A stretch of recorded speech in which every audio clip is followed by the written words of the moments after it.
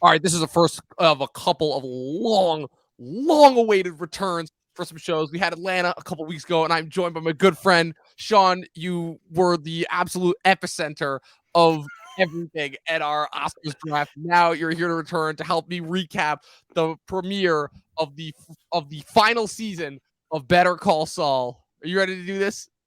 I'm ready. The cocaine is planted in my locker. The the yeah, I thought of another You're on reference. the run from the cartel now. That's all you needed to go. On the All run that from the more. cartel. All of that and more on tonight's episode of the Talking TV podcast.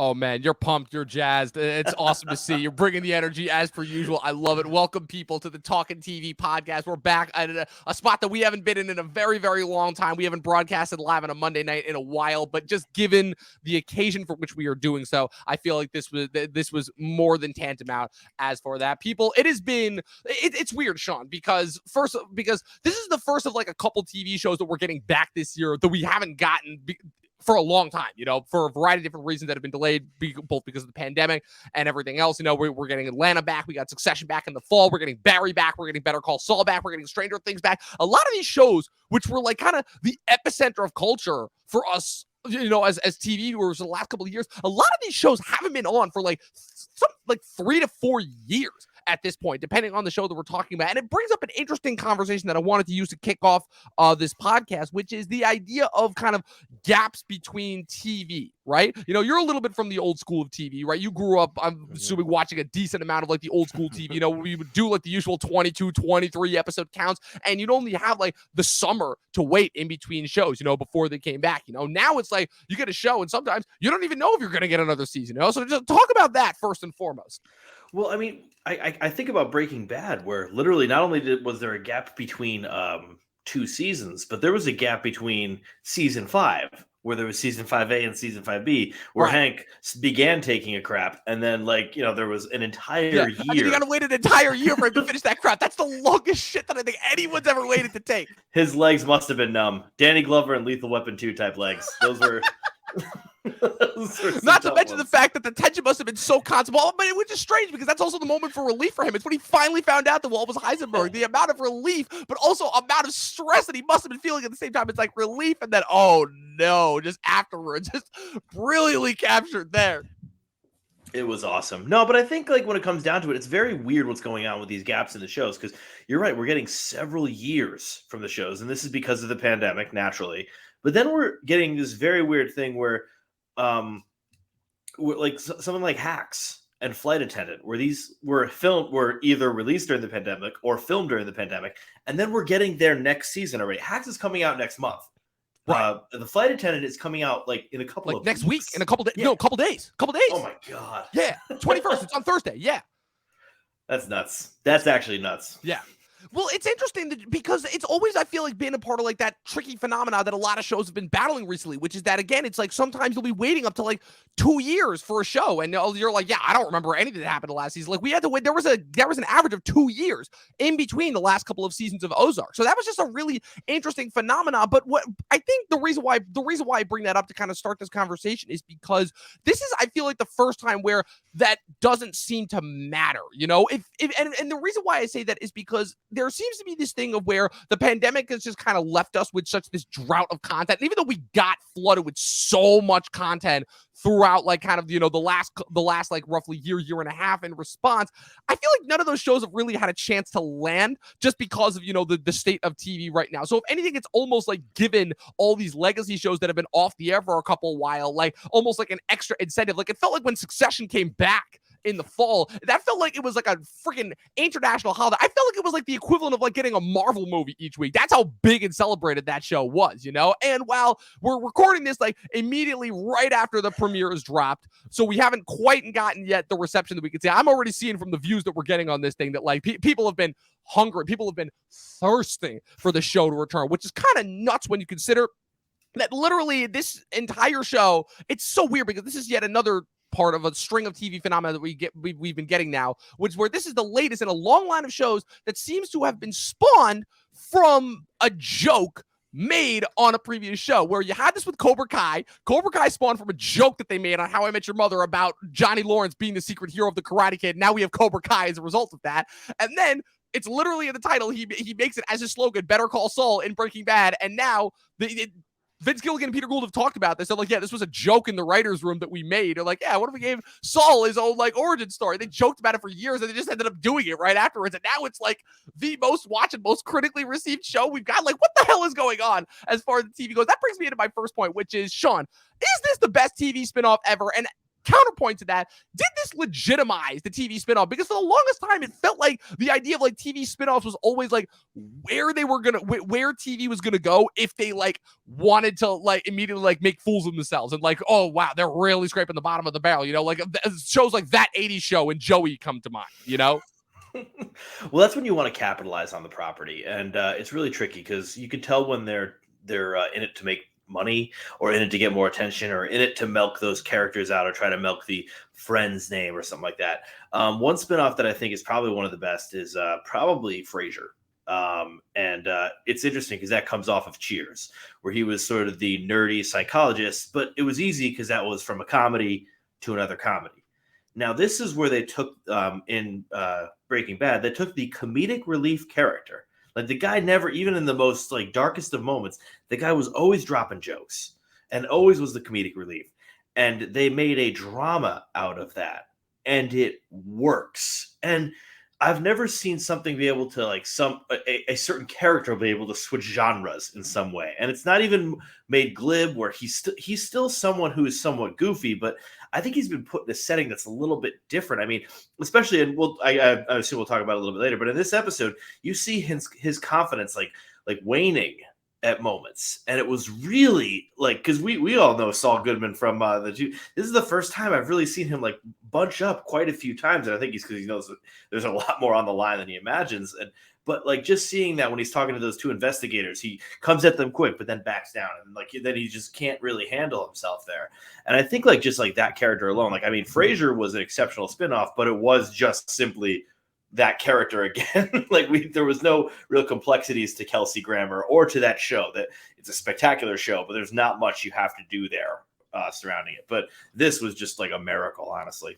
Yeah, it's kind of the rare instance where this actually works, because like I said, this is the moment where Vince Gilligan has this like extended like kind of set of characters and universe that he wants to go into, that's part of like of all this stuff that Breaking Bad eventually got into. Like I said, so much so that I even have deemed the crew the Better Call Saul crew, because they all kind of came in around the same time at the end of season 2. They all became like kind of permanent staples. The trio that I'm referring to, of course, being Saul Goodman, Mike Ehrmantraut, and Gus Fring.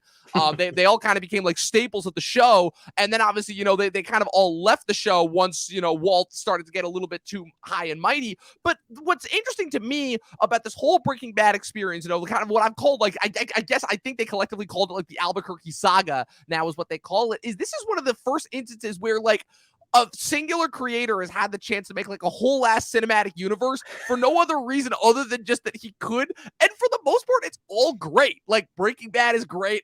Better Call Saul, it took me years to get into. I'll get into that a little bit later once I get into my origin story of how I actually started watching the show. El Camino, wasn't expecting. That was another thing that had been rumored for years. Then I saw the trailer and I'm like, wait, they're actually doing this? I'm like, there's no way they're going to pull this off. And then I watch it. I'm like, this is fucking great. It's funny. That's actually, El Camino is actually one of the first things that Chris and I reviewed ever on the channel. Chris was not a fan of it. I still I'm not a fan either. I get it. I get it. If you're not a fan of it, I completely get it. Epilogues are really weird, and they're usually like, they're not like, they usually haven't been done too often, but I absolutely loved it. I thought everything that they were trying to go for with that worked.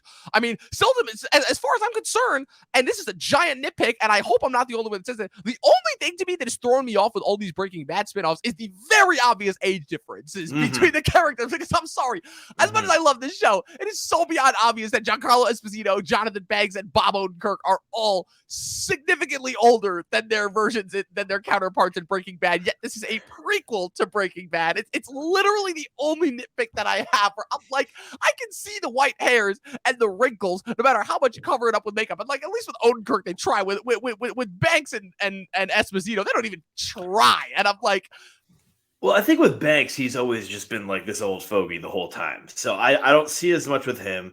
Giancarlo, I'm always just too scared of him to like notice if he's aging or not. Yeah. But with Odenkirk, it's bad. Like it's actually, and like, it's become a really, especially for me, the biggest noticeable thing is the weight because I mean, Saul Goodman, he's kind of pudgy in Breaking Bad versus here he's like damn near rail skinny. And obviously, you know, given what we know about Bob Odenkirk's health incident that happened over the shooting of it last year, that also probably did, you know, that doesn't help things either as far as that goes. Like his age is really showing. I think he's turning 60 this year. So yeah, that age is really starting to show there. So let's break this down further. So obviously, for all of those who are new here, welcome to the Talking TV channel. If you're new here, please leave a follow if you're listening to us on Twitch, and subscribe if you're watching us here on YouTube. Also, be sure to go follow this guy with everything he's got going on. Math Teacher Movies is also one half of the Guy at the Movies podcast. You guys can follow him with all of the things that he's got going on. All of his info will be in the bottom. So we're here to talk about the premiere of Better Call Saul season 6. This is its much anticipated final season, entitled Wine and Roses. Better Call Saul obviously is a prequel / spinoff to the very, very critically acclaimed Breaking Bad that centers around the Saul Goodman character and his former real name, that being Jimmy McGill, and how he's drawn into the life of crime while simply just trying to be a lawyer. And it's interesting because the show could have had the easiest thing in the world. They could have so easily just like kicked us off with like the end scene from Breaking Bad and then just jumped us back into a flashback. And they do that, but at the same time, they don't. Because instead, what we get for the first scene in the first episode of Better Call Saul is a flash forward, ironically enough, of Saul saying exactly what he said he was going to at the end of Breaking Bad. But it's like, yeah, I'm probably going to be some schmuck running a, what is it, a Cinnabon in Omaha, Nebraska, and under the name of Gene Takovic. And that's exactly what happens. And so you get that, and then you get this flashback into his area, and this show kind of pulls off the impossible in the sense of where it goes from being Breaking Bad, which was primarily an action-themed crime show, to more of like a prestige-y, like upper wispy legal drama. And again, any person looking at this from the outside would be like, what the hell are they doing here? Why are they doing this? They're automatically going to make it way more boring.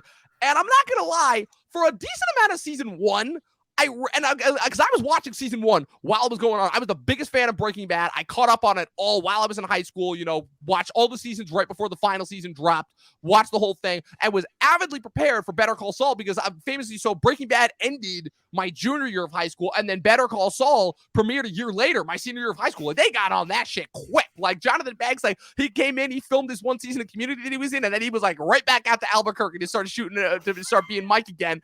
And I was watching the episodes week to week, and I'm like, what are they going for? I'm like, this is good for sure, but I'm like, but I'm sure that I would love this show if this character wasn't the same character that I know is going to become Saul Goodman. But where is this show going? And it wasn't until the end of season 1 that I realized what they were trying to pull off, because what Vince Gilligan does so brilliantly between all of his shows is Vince Gilligan does this really interesting thing where he's able to put you inside the characters' heads so deeply that any like little external thing that pretty much any one of us in real life would probably take for granted, you could so understand how like one like wrinkling of like a piece of paper could bother the main character that you're following so badly. And that's what he does here, where he sets up this relationship between Jimmy and his brother Chuck, portrayed in the first couple of seasons by Michael McKean, that turned out to be something completely different than what we thought was going to be, and then ends up kind of growing the show out and turning it into like this kind of downward spiral of this almost Anakin Skywalker-esque turn to the dark side, if you will,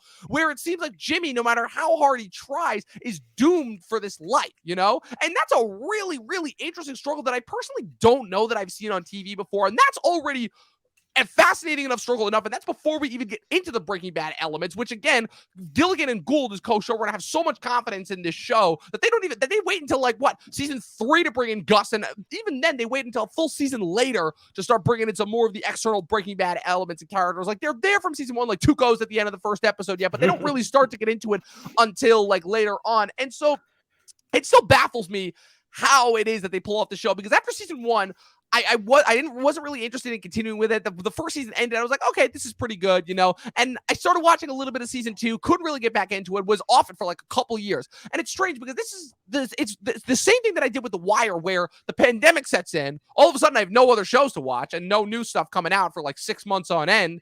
And I'm like, okay, sure. I'll Better Call Saul's on Netflix. I may as well catch up on it. And I think it was around like middle of season 2 when something just clicked, and I'm like, oh, now I see where they're going. And from there, it was on. I was like in a race to like see if I could like. It was like it was like the show that I binged the most like for a couple of years by that point. I think the last show that I binged that hard was like when I watched like the whole first season of Ozark, like the day that it dropped, because I was like, what the hell is this? I've never seen anything like this before. And I think I binged the whole rest of season 2 all the way through season 5, which wasn't on Netflix yet, by the way, I will have you know, all within the course of like 3 weeks or something like that. So what about you? How did you stumble onto Better Call Saul? Did you think it was going to be great for the minute? Did you have any trepidations going in first and foremost? And at what point did you realize, oh no, this is not only as good as its predecessor, it might actually be better? It was a strange time for me because I remember when they announced it. I was still with my ex-girlfriend, and she said, "Well, this is going to be terrible. It's too much of a good thing, and they're milking one of the characters." Well, she was wrong about that, and me. But wow. I think I watched this like sort of. Sean, this is why I love having you on. Oh, uncomfortable jokes. And so I started watching it right off the bat, and I remember it was sort of the same thing. I was like, "What? This is ridiculous." It's a lawyer. It's literally just him struggling as a lawyer. It's very boring, and his brother is allergic to electricity. And I'm just like, okay, this is a really tough sell. How did they get this through the writing room? But I finished the season, and I said, well, that was good. And I keep on looking back on this show, and I don't appreciate it while I'm watching it, but I do look back and I'm like, that was a great season of television. That was like one of the best. Now, as it kept on going, finally I started to realize this is a very good show. It's just very, very different from Breaking Bad. Yes. Breaking Bad is the very simple premise. Science teacher starts cooking meth to pay for his family when he's gone because he's sick. And that's very easy. And that also is very thrilling from the pilot episode on. Right. Very thrilling. This is not that way at all. This is like, I don't know if you even call it a slow burn, but it's satisfying enough at the very end, but it doesn't really burn into this climactic action sequence. There are these very like suspenseful moments. I'm thinking of the season 5 finale. Rhea Seaborn, just like her monologue was probably one of the best, just like the most intense things I've ever seen on television for a while. And for the love of God, I don't care what happens this year, give that chick an Emmy nomination at least. Like, for real. It's real. Nuts. They started nominating Anna Gunn with season 4. Why couldn't they do the same with Rhea Seehorn? What did the Emmys have against Rhea Seehorn? I don't get it. Let's just bring that bit. Let's circle that bit back around every time you're on. Oh, hey, when you have me on for the Emmys episode, which I just invited myself on for, like, we'll be hell yeah. Dude, I've been looking for an excuse to have an actual Emmys episode for years now. I've been doing these stupid talking TV awards, which are great, I will say, of my own invention for the last couple of years. But dude, I've been waiting. I've been thirsting for an excuse to host an Emmys episode for a while now, especially since the Emmys that kind of surpassed the Oscars in terms of quality like a couple years ago. Yeah, I'll definitely. Well, yeah, because Prestige TV is back. I guess what's weird about this show is like it's just been like quietly spectacular. Like it's not the one that I don't shut up about to my friends. It's not the one like I'll just sort of like convince some friends. I'm like, hey, you should really see this. It's very good, and yes, it has gotten better. The two of us joked around by ranking our seasons, but then I ranked the seasons, and I was like 5, 4, 3, 2, 1. I was like, oh, cool. It didn't really work out so great. You're like, wow, that was a lot easier than I thought it was going to be. Yeah, man, oh man. Yeah. But, man. Yeah, slow burn show indeed, to say the least. But yeah, that's the thing that's so fascinating about this. It's one of those shows where you keep saying, this is really good. This is really good. This is really good. Until at a certain point, you're like, oh, no, this is actually great. And then that's what allows you to get the moments like Chuck slowly roasting alive, or the introduction of an incredible character like Lala, or the Warner death at the end of season 4, or need I say like pretty much like the last 5 episodes of season 5, which I'm like Bagman onward. And I'm like, and I was so mad too, because it was one of those moments where I watched Bagman afterwards and I'm like, motherfucker, how did I miss this when it first came out? And the wild thing about that too is that, and I think another thing that's so weird about the releases. So Better Call Saul, for the most part, had a pretty consistent linear schedule, but starting in between season 3 and 4, they did that thing that they did in between at the midpoint of Breaking Bad, where Breaking Bad had that year gap where it switched from being a spring show to the fall show. And they did that with Better Call Saul, where season 4 waited until August to start airing of 2018, as opposed to its normal, I think it's like usually like February to March to April that it normally starts airing. And then they wait another 2 years because Gilligan brings back Aaron Paul and they shoot El Camino. So they wait another 2 years to put out Better Call Saul. And then season 5 ends up being one of the, along with Ozark season 3 and Westworld season 3, ends up being like one of the only shows that comes out and is watched before the pandemic sets in and everyone's in lockdown. So it ended up being that weird spot of Better Call Saul is like, in our mind, like kind of ends right before the pandemic. But the difference being is that it wasn't like a Succession where we had a couple months to marinate with it before the pandemic set in. It happened like right then, but because of how much time, and like I said, I joke about this all the time. The pandemic was a year and a half, but it felt like 5 years. It feels like it's been forever since this show, but it's doing that thing, of course, that most TV shows do, where it picks up immediately after the events of last season. It's understandably so, considering the fact that last season ended on the cliffhanger to end all cliffhangers with the raid on Lalo's compound and kind of the fallout that's going to happen from that. And this episode does what a typical kind of episode does after that, where we were mostly just kind of recapping and getting used to their characters, kind of in the spaces like immediately after the fact. And so that's why this episode in particular, entitled Wine and Roses, there's not too much action that goes on, but it's one of those ones where you can tell they're setting up for some shit to hit the fan, because oh man, like I don't think I've ever been more tense for an episode where not a whole lot happens. I don't know. You feel the same way? I mean, I knew this was going to be the case of it. This is a first episode of the season. You're not going to have something crazy happen. It was like fun Saul schemings at the clubhouse, which we all just love, like him pretending to be Jewish because he's Goodman, which was just like brilliant. Amazing. Amazing. And of course, it's going to lead to another freak out moment where, of course, I'm like, oh, and he only clogged the toilet. And I'm like, wow, I'm shocked that's all he did. I was surprised he didn't like take a shit on the floor or something like that, especially since we know he's got a history of that. Oh God, I forgot he did that. Yeah. He defecated in his sunroof. B is for brother. What was the other part of it though? Oh, what's great about it is like, yes, you're right. The season 5 ended in this crazy amount of action, and I remember thinking, I was like, okay, I kind of remember what happens. This is what happens to me with every TV show, because it has been a while, whether time wise or just like news wise. And it has been a while, and I can't quite remember what happens. I remember there's some big moments here, big moments there. This show in its first scenes did a very great job. It didn't just, sure, it had its like previously on, but that didn't help at all. And that never helps because nobody watches those. This had like something else where it just, the action was taking place, but in addition to the action taking place, there was also like not as much exposition, but a slight bit of exposition, right?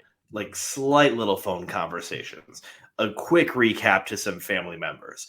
Like there's these tiny little moments there that, that worked, instead of like us, like hearing someone just explain every little bit. Like it was like Ant-Man, Michael Pena and Ant-Man or something. But this was more of just something like, I liked that they didn't just over exposit, even if maybe that's what we needed. This helped us keep us on our toes. So what you're saying is you're glad they didn't pull a Game of Thrones and have just one episode that's entirely there to recap you on everything that happened previously before waiting until the next episode in order to get into the action. That's what you're saying here, right? I recall that Avatar: The Last Airbender also did that. A couple times. What was it? They had someone do a play of all of them, and they watched. Well, no, that was at the end of the season. That was to recap the whole show. I was like, are you kidding me? Fun fact, that's actually one of the best episodes of that show. But I did enjoy it. But it was great. Nuts. It's pretty great. It's one of those like inner metatextual things that like a lot of those shows love doing. Like The Wire did that when they had one of the characters watching Deadwood in what's it called, at the end of season 4. The shows love. If there's one thing that I've learned about all the great prestige peak TV shows that I've watched, it's that I keep screwing up that term. I don't even care. It's that those shows love paying homage to themselves and to other shows of their ilk. It is one thing that I have learned. But yeah, it's so fascinating because you're right. This was an episode where I'm watching Jimmy wander his way through a country club, and I'm just watching another tense phone call between Gus and Juan Bolsa, and I'm watching Gus meet up with Mike and Tyra. So I'm like, God damn, Tyrus really aged up. You know, I'm like, what is he going to age in reverse? Put on some magic ointment in order to de-age into his Breaking Bad self before he gets blown up by Hector and Walt's little bomb. But I'm just like, yeah, I'm like, you're watching these sparse little moments here and there, but I'm foaming at the mouth for more. I'm in such anticipation. And I think that there seriously needs to be something said for this show where this might be the best slow burn show that I think I've ever seen. And it's kind of works in tandem because I'm watching The Leftovers now at the same time as well, which is also an absolutely fantastic slow burn show. And another show where you don't really understand where it's going for the longest time until you get to the end. And this actually kind of springboards me into my next point that I wanted to bring up, which is where I think that this show solves the ultimate prequel problem, right? Because what's the problem that everyone always talks about when it comes to prequels? You know what's going to happen with the characters after the fact. So why are you interested in this? And I think I've only seen, and I think for the most part that stands true, but there's two previous instances of movies where I saw this and this didn't apply. One was X-Men First Class. The other one was the entire Apes reboot trilogy. I felt like those were the two instances where those rules did not apply because the X-Men continuity aside, because I knew what all those characters and where they were going to end up, but it didn't matter for whatever reason for the narrative because I was so engaged with what I was watching with the character. And I think that's what Vince Gilligan has cracked here, which is that it's weird because Better Call Saul is kind of the first of a couple of prequels / sequels that were coming around at the same time, but most of those were in animated format. You know, Better Call Saul famously kicked off the same year that Star Wars Rebels kicked off, which was another spinoff / sequel show to a previous show that had a lot of critical acclaim, that had a little bit of a rough start before it finally gained a lot of momentum as time goes on. And it was just coming off the heels of Legend of Korra, which wrapped up. Also, another famous spinoff that was not critically well received at all upon its initial release, but sort of gained more of a following as time went on, you know? And what I think it is that Gilligan's cracked here, that it is that dogs so many people that try to put out prequels, is that he makes it about the characters, not the events, which seems antithetical because I feel like all good stories and all the great movies and TV shows that we love and that we love keeping track of, or we religiously, Reddit and blog post about nonstop. I feel like all those shows, if they usually fall off, it's usually when they become more so about plot over character. Just look at the later seasons of Lost and Game of Thrones as the latest example. And what's it called? And it's the shows that are always make their characters first and foremost, which is where I've been so engaged with each and every single one of the characters, both old and new, that Gilligan and Gould have brought to the screen here. G&G, I should start calling them that now. That I don't even really care about where it goes plot-wise, if that makes any sense. Like, yeah, you're seeing certain things that are going to come to play in Breaking Bad, with the construction of the meth lab and the bringing back of all the Salamanca cousins and all that. And obviously there's now been the heavy rumor and now seeming confirmation that Walt and Jesse are going to make their long-awaited return for this final season. But like, I don't really care about any of that stuff, if that makes any sense, because I'm just so damn invested in these characters and their motivations and everything. And what's interesting is he also kind of cracks the formula that it feels like is just driving Star Wars fans up a wall with Mandalorian and Book of Boba Fett, where you have all these legacy characters they bring in, but those just seem to be like blink or you'll miss it moments that only seem to be inserted there for fans of for fans who recognize them from other previous IPs. But here, Gilligan is able to build off of the familiarity of all those characters and take them in really interesting directions where you're almost like kind of seeing all of their origin stories. Like the beauty of what you were talking about before with kind of, seeing a different Jimmy, like he's not confident 100% of the time. He doesn't always have a snappy one-liner. You see him like a little bit inside his shell. You see him insecure. You see him like kind of brought down to his lowest point multiple times throughout the course of the show. You also see that with Mike as well. The Mike Ehrmantraut that you're watching in this show is a very, very different Mike Ehrmantraut than you're watching in Breaking Bad. He's a lot more compassionate. He's a lot more sympathetic towards people. He's constantly trying to, make offers to spare people's lives, but just something that he really never did in Breaking Bad. In Breaking Bad, it felt like it was the opposite, where he was the guy that people were constantly having to appeal to in order to spare people's lives, and so that's what's really kind of fascinating here. And I feel like it's just that has kind of solved the problem that so many other of these prequel shows just cannot seem to get past, Yeah, I mean, it's interesting that you said you're talking about the characters and you compare it to Book of Boba Fett / Mandalorian season 3, where you have like several different like of the IP characters, the heroes. You got Luke, you got Ahsoka, you got so many of those, and I usually hate that when a prequel brings in those characters. I can't stand it when a prequel brings in those characters. However, with what's going on here, I feel like the surrounding of the characters from Breaking Bad in Better Call Saul, having those characters all over the place in Breaking Bad, first of all, it makes sense. They're not shoehorned in, which is a really important thing. But the other part of it that I really, really like is we're surrounding ourselves with those characters so that we know, okay, Saul is here. These three guys are here. You know these three guys. All right. You're surrounded by them. So now don't worry about what's going to happen in the future. All right. Like you said, we don't exactly know what's going to be happening. I mean, we know Saul lives. Like, right. That's we know the general. We know Saul lives. We know three things. We know Saul lives, we know Mike lives, and we know Gus lives. Yeah. That's it. That's all we know. And that's what I really love about it is that like but we're not really like focused on like the guessing and stuff like that. Like when we have those other characters around, we're like, okay, just a reminder. Yes, we do know what happens to them all. However, there's still enough characters around here that we're going to care about them as well. I just really love about this, and I think it has to do with the prequel part, but we've been throwing the phrase slow burn around, and this is a slow burn, but this is the first time in a slow burn that we're not using it as a justification. It's the first time, like, where someone's just like, well, it's a slow burn, so that's why it's like that. Like, instead, what we're doing is we're saying, no, this is a slow burn, and we are enjoying the hell out of the slow. Right. Like that, we are loving just watching that pot before it even boils. And the boil is great. The difference being that in previous instances, people would usually use the term slow burn as a cover or a bunch of a latent litany of excuses for really bad storytelling versus here, no, the slow burn, it's part of the storytelling, part of the enjoyment, part of the joy that you get from the engagement of watching it is the fact that it is taking its time and it's not rushing past events, and when I say slow burn, I don't mean in the sense of where it's like there are certain things that are taking a long time to get to, because Breaking Bad did that as well. Like the crazy thing about Breaking Bad, if anything, was just how much they were able to pull off, and then you remind yourself, you're like, oh no, even though that show is aired over the course of 6 years, that show is only supposed to take place over the course of like a year and a half, which is fucking nuts when you think about that, like how tight knit your story has to be in order to be like that confined, And if anything, like I said, part of the joy of watching this is the fact that you are taking your time, the fact that you are waiting, because everything that you're watching is so delicious and interesting. It's like a series of morsels up until you get the main course and the dessert,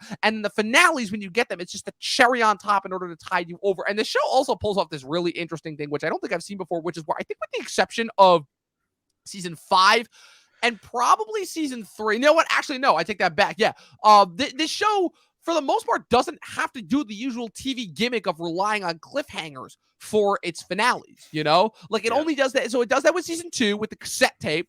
Season 3, I mean, sure, it's ambiguous, but the guy's house is burning. It's pretty obvious what's going on there, And I thought he was going to get out. That would have been some crazy shit right there. And I think that really would have turned this into a completely different show. If all of a sudden Chuck pulls an Albert Finney from Miller's Crossing and just jumps out the fucking window That's there. That's what I was thinking, yep. Exactly.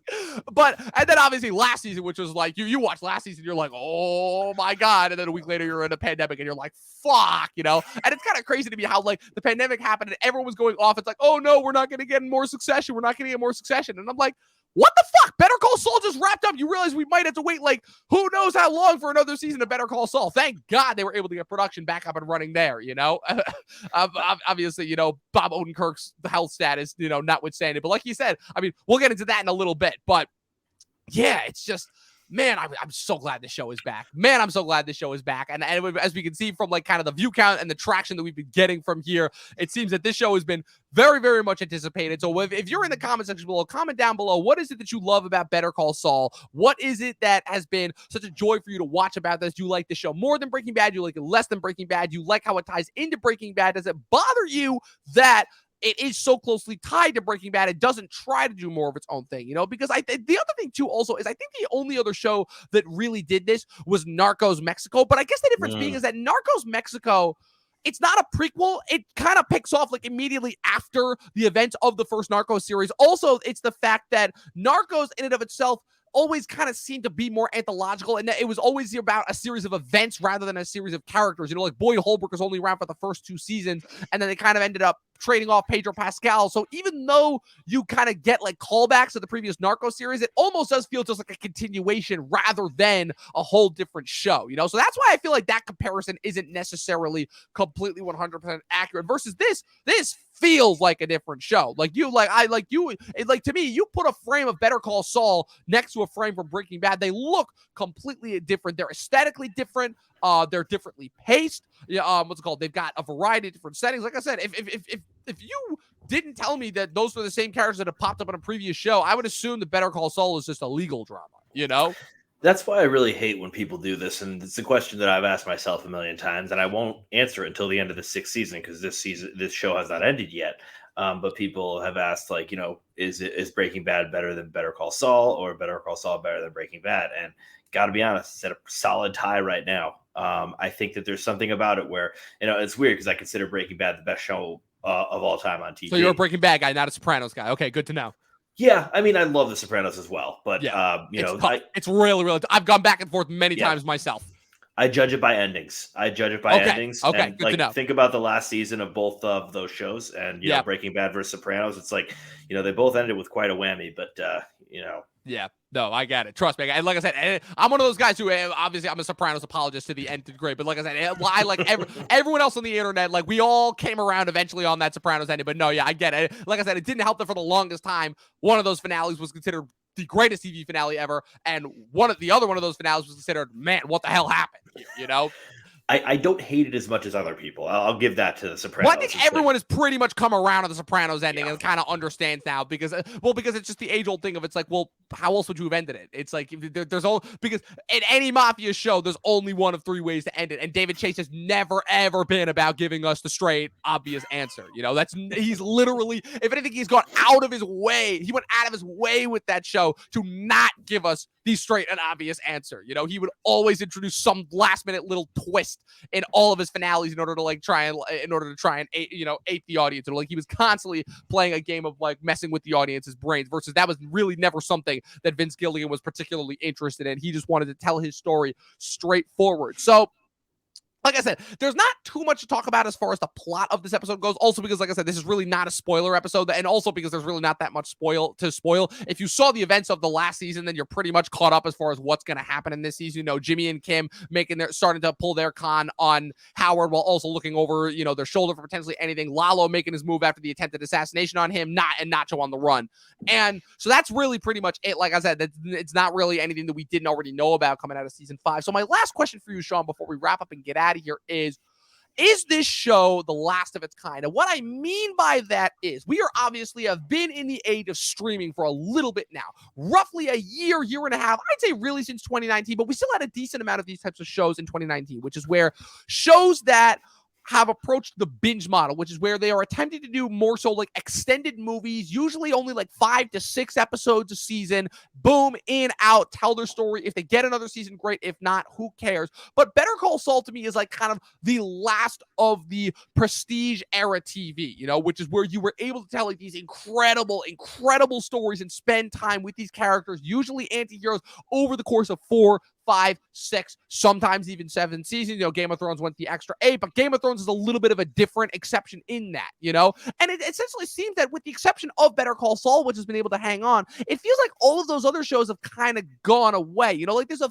few here and there, you know, like Succession, Barry kind of hits that even though it's more of a comedy. Ozark, even though I have my thought processes on that as well, you know? But it's just like, I guess it's the fact of like, we were really, really spoiled between the late 2000s and early 2010s. And King Fidel, you got it. Yeah, The Sopranos Last 9 is absolutely insane. Possibly the greatest Last 9 episodes I've seen of any TV show ever. It blew me away when I did that on my Sopranos rewatch last year. But I guess in that, we were spoiled by how many shows we got. I would say roughly between 2007 and 2016. Again, Mad Men, Breaking Bad, The Leftovers, Boardwalk Empire, obviously the first 4 seasons of Game of Thrones, American Horror Story when it was actually good, Downton Abbey, all of these shows that all seem to be focused around these anti-heroes that seem to spin off from the peak era of The Sopranos and The Wire. And the fact that you could spend so much time with these characters in these worlds, and you could sometimes get experiences and stories that were most of the time on par, if not eventually surpassing movies. And while I do enjoy a fair amount of the streaming shows that we've gotten since, it just doesn't feel the same. It feels like it's too short. It feels like we don't get to spend enough time with these characters. It feels like we're getting like these movies that feel both stretched out and rushed all at the same time, if that makes any sense. Like I said, my biggest criticism of all of the Disney Plus shows since is that, okay, if you want to treat them like movies, treat them like movies. Don't drop them 1 week at a time, because it just ends up kind of leaving you feel unfulfilled at the end, you know? So I don't know. I just wanted your take on that, because that was something that I've started noticing in the last couple of years. And like I said, it doesn't apply to every show, but I've seen it happen a fair decent amount. I think that what's going to be happening is I see this trend happening. And the first one is that shows are ending sooner. Yes, which is something that should have been happening for years now. I will say that. I'm okay with that. They're ending on their own terms. And that's one of the things I think about. And people are still upset about it, and they get angry about it. I'm like, no. The creators wanted this. They wanted to end this. Maybe they like reached a negotiation. But I mean, I think of things like The Good Place. I think of Atlanta. Could you imagine a season 8 of Atlanta? I mean, no. They'll start. I mean, I'm already having problems with this season of Atlanta. I can't even possibly think of an 8th season of Atlanta. You're having problems with this season of Atlanta. Oh, yes, I am. Oh, yes, I am. Was it the Justin Bartha episode? That and then some. Yeah, cool. We'll go back to that then. We'll come back to that. So I think that like that's a good thing. I think it's good to cut things early. So yeah, I won't get a Mad Men or a Better Call Saul. Right. I think when it comes to like the anti-heroes, it's tricky because it's something we always liked, because it was this perverse reaction where like we wanted to either justify our own misdeeds, or we wanted to know that we were better people than that, or we knew that there was a little devil inside of all of us and we could relate to each of these people. And especially because these anti-heroes also were, because they're anti-heroes, they're somewhat relatable. We are going on their journey, and so there's something about that where we can reach to them.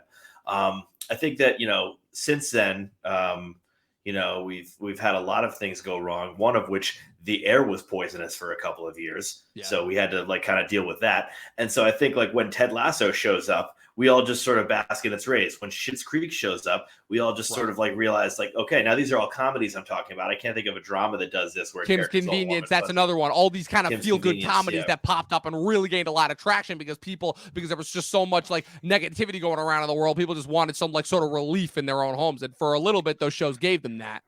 It's going to be tough when Barry comes on, like just after all of that. Yeah. I mean, I'm excited, but we haven't seen him since the pandemic. And since before the pandemic. Because that was spring of 2019 was the last time that we got a season of Barry, which is 3 years ago. That's nuts. That's absolutely nuts. They literally were about to start filming when the basketball games got canceled. Yep. And so he was just like, and then they wrote all of season 4 during the pandemic too. And I'm like, oh my God. I'm like, if this is anything like how season 2 ended, I'm like, bodies are about to hit the floor.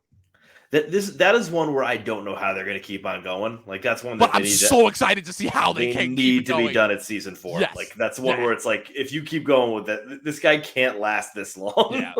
He's going to lose it. But it's going to be tough because he's a character that I love, but also he's a straight up villain. Yeah, that's the thing. I think they've surpassed the age of the anti-hero. I think you see this with Succession too, where Succession kind of almost tricks you into liking those guys, but then he's constantly telling you like, no, these are not good people. Like this isn't like a Walter White situation where you end up sympathizing with that guy so hard that even to the point where he ends up falling off, you're kind of still with him. No, like you were told straight up from the get-go, like, no, Barry Burke is a messed up individual who has got problems. Logan Roy is an absolute monster. Marty Byrde compromised himself years before we ever saw it. So if anything, I guess I'm actually glad that you brought that up because this is making me realize we kind of transitioned from this period of watching the anti-hero into just having the bad guys, the villains, the antagonists as our protagonists. It's kind of weird, it's kind of a weird, interesting phenomenon, but like I'm cool with it if that makes any sense.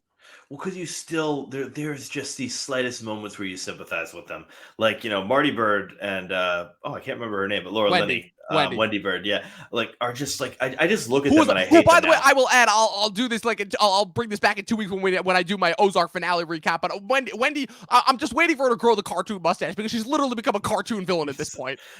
They also, I don't know if it's a makeup department thing or the way they're filmed now, but they just look like horrible people. They do. They look like ghouls. It's nuts. I'm like, it hasn't been. I know it's been like a couple of years, but like, hasn't been that long. I'm like, how do they look even more ghoulish? I'm like, I'm assuming it's intentional. It's gotta be. But they're doing something. It's filming or makeup. Well, aside from all like the terrible blue color shading and everything. Very blue tint. So blue. I've never seen a show though. I'm like, Jesus, I haven't seen this much blue in something since Steven Soderbergh's Traffic. I'm like, this is nuts. He at least occasionally switched saturated colors to the other oversaturated color. They oversaturate yellow that is literally used for every single time Mexico is presented in a movie or TV show. Hell, we even got it in this episode. Look, we brought it back around. Were you at Wong Kar Wai? But he just, oh man, So yeah, I love this show though. I got to just say that at the very end. Like Better Call Saul just absolutely rules. It's so good. So real quick, before we get out of here, you got any potential theories as to where this is going to go? So I guess my first question in theory, does Nacho make it into part 2 of this season? Because we obviously know this, like a lot of other shows that are also coming back this year, this season is being split up into 2 parts. The first 7 episodes are being aired from now until the end of May. And then the last 6 will be aired will begin airing on July 1st. So does Nacho make it into the second half, or does Nacho die at the end of the first half like Mike did at the end of the first half of season 5 of Breaking Bad? It sounds like you need to take someone out at the end of the season. So I'll say this, you need to take someone out. Someone's not making it to the next part. Yeah. Yeah. Like Nacho really does make the most sense. Like, because Rhea Seehorn, who I'm sort of predicting might die. I don't know why I'm predicting might die. It's like it's too difficult to just not have her. I mean, yes, you could have her someone like right off into the sunset, but I mean, it seems like with her, they could be doing like an either or situation, because at least with everything that was going on between her and Howard at the end of season 5, it definitely seems that she may kind of come to her senses about Jimmy. But at the same time, it also seems to be like she is also playing a little bit into the devil and the angel, the devil on either end of Jimmy's shoulder too. Like she seems to be like behind a lot of his bad decisions. Like the idea to go after Howard, that's her idea, not Jimmy's. And that obviously comes from like her probable years of anger of feeling like, neglected by Howard and the many other people at Hamlin and McGill. So that's kind of interesting there. So it could be being shaped up for an either or. But yeah, because Vince Gilligan, we know, likes to play around with that. But yeah, so that's fascinating. Obviously, like I said, Nacho and Kim being the 2 most obvious cases. Lalo, though, man, what do you think? How do you think they're going to deal with him? Well, he can't die for some reason because he's the Terminator at this point. Seriously, nothing can stop this guy. It's nuts. Like, oh my God. Like, and like props to Tony Dalton too with that performance. Like, I'm sorry, Tony Dalton's performance in this show is so good. They even brought in a rip-off version of him in Ozark. Like Ozark, the show that has already been aped at every single moment for ripping off Breaking Bad. Now they're just ripping characters straight from Better Call Saul with the Javi character. I'm like, oh my God. And the fact that it took a YouTube comment for me to realize that that's what they were doing, like, it's freaking nuts. Props to Tony Dalton. If anything, I'm mad at Marvel for turning him into a joke character in Hawkeye. I have to ask, what is the first scene in this episode? That was a future scene of them raiding Saul Goodman's place. That's got to be Saul Goodman's place, right? Like probably like right when he goes down, because they've been leaking hints of that throughout the last couple seasons. Because you had the opening scene in season 4 when him and Francesca are cleaning out the office right before he's about to go to the vacuum salesman guy in order to escape. So is that the first time we've ever seen like Saul Goodman? Like that wasn't shown in Breaking Bad at all, right? I think so. Because we never saw where he lived in Breaking Bad. That is the most Trump Tower looking, dumbest, like piece of crap place. Would you expect anything else from him? Like he said, and that's the other thing too that I like from this episode is that it shows like, and this is more again where Kim is playing into the Saul Goodman persona. It's like you're Saul Goodman, you got to have the pizzazz, the flash, and like Saul Goodman is not driving around some crappy Ford rental, That was perfect. Oh, it was so good. It was so good. Oh, man. Yeah. Look, either way, I think we're in for an absolute banger season going forward. I cannot wait to see where it goes. But before we get out of here, out of 5 stars this episode? I'll give it a 4. because it was still 4. very good, but I want Yeah. I'm a child that wants to see like a bunch of action course. that I didn't get. Of course. I'm in the same boat. Yeah. Even if that action scene was awesome, I'm also giving it 4 stars. This show was awesome. This episode was awesome. I can't wait to see where they end it. If Gilligan's track record is anything to keep track of, I think that we're in for another incredible final season, or in this case, final 2 parts of a season. At least we're getting it all in the same calendar year this time, as opposed to, having to wait a full calendar year like they did the last time. Sean, I wanted to thank you for joining me. This was an absolute pleasure. This is awesome. Thank you for once again working within my tight schedule. Where can the good people follow you on the interwebs? So Math Teacher Movies on Instagram, and then the Guide the Movies podcast with Joe and Sean, available wherever you get your podcasts. Absolutely. And of course, be sure to follow myself and Movie Nerd Reviews across all platforms. Be sure to follow the official Talkin' TV podcast, Instagram, Facebook, and Twitter pages. You can find all those in the link in the bio. Be sure to subscribe if you're watching this on YouTube. Be sure to click the follow button if you're listening to us live on Twitch. And of course, so we're not going to be doing weekly recaps of this show every week, but Sean, I hope that you will join us in August once this show is officially wrapped and over, because, oh man, in order to cover the finale, because it's going to be awesome. Because it's weird. I think this might be the first time where we've had like that long of a wait between the premiere and the finale. Like, I'm so used to, something like The Boys, where it's like the first 3 episodes drop and then it feels like it's over like the next week, even though there's 5 weeks where it airs. It's freaking nuts. But that's the thing too that I love, is like, this is like one of the going to be the last shows where it's like, yeah, we actually have to wait for new episodes each week, and it's going to be awesome. And there's 13 episodes too this time, split up into 2 parts, but it's 13 episodes, which I'm like, oh man, I'm like, it's got to have been at least 5 years since the last time that I got a show with 13 episodes in it. And you know what? I'm right there for it. So of course, be sure to tune in to new episodes of everything that we've got going on the Talkin' TV podcast and the Guide the Movies podcast. And as always, people, 12 seasons in a short film, and watch more fucking movies. We'll see you guys next time.